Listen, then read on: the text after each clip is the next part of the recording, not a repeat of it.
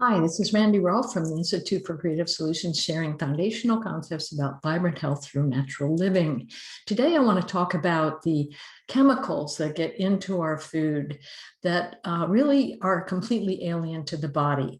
So in our crops, there's fertilizer, there's herbicides, there's pesticides, several different kinds of fertilizers, and actually dozens of different pesticides.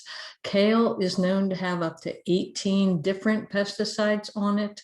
Apples are contaminated with up to 26 different pesticides, and we have to deal with those chemicals. Now, these pesticides are designed to mess with the reproductive organs of the bugs so that they will not eat the crops. But guess what? These can also affect human hormones and human reproductive cycles. So they can be carcinogenic, or they can affect how babies develop, or when young people mature, go through the change of life at teenage years.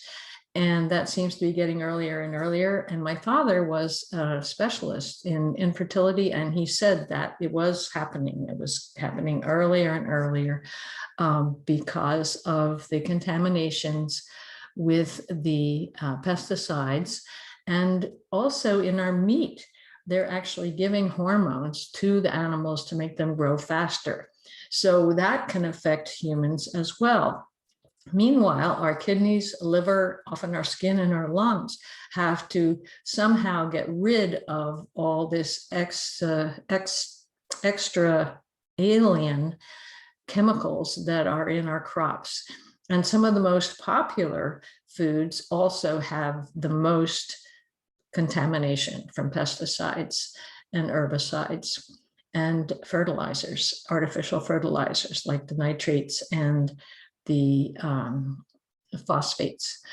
And so you really need to go for organic. Now, the Department of Agriculture has a standard for organic, and you'll see the little symbol on organic foods. It's not the strictest. There are a couple of states that have stricter requirements, so you might look for them, but it is good. It means there's no GMOs, genetically modified organisms in there.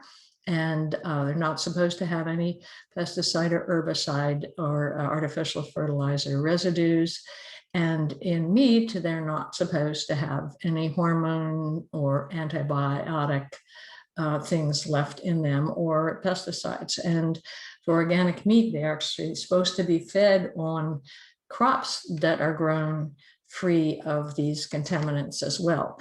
And since the contaminants accumulate in fat, human fat as well as animal fat, when you eat animals that have been eating these crops that are covered with pesticide, it accumulates in their fat and their organs. You can't just cut it off. If you cut off the fat, it's right in the cells as well. So we can reduce the toxic burden on the body tremendously, make it easier for our body to do what it's supposed to do and not tax the liver and the kidneys and the immune system and have problems with our skin and breathing. If we just spend that extra dollar or two on organic and search for it in the store. And that's voting with your dollar. It's the most effective way to get what we want coming to us, and to let the farmers and the animal growers know that we want things that are built for health, not for their profit. So do search for organic and avoid the chemical contaminations that are easy to avoid as long as you read your labels. And the wonderful thing about organic is it tastes better because it's actually grown more healthy. The meat tastes better, the crops taste better. I remember doing a workshop with families, and I put out supermarket vegetables and fruits, and organic. And I remember a couple of kids said to their parents, well, why don't our vegetables and fruits taste like this, Mommy? And I was so excited because the kids could tell the difference. And the moms are thinking about their budget and all, but if the kids eat the vegetables because they taste better, then it's worth that extra bit of expense. And then also remember that if you're building your health, you're much less likely to ever have to spend money on over-the-counter medications or doctor's visits or, colds or flus because your immune system's already overworked. And avoid the antibiotics that can change your whole digestive system if you're eating animals that have been fed antibiotics to keep them from getting sick, but then it changes your healthy bacteria that are supposed to be there.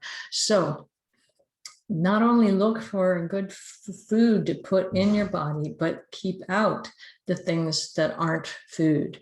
Michael Pollan, one of my favorite authors, says to eat real food. Just eat food. If you start with that rule, you're way ahead of the game. Just keep out the non-food things. So that's all for today. Thank you for listening, and I'll talk to you next time.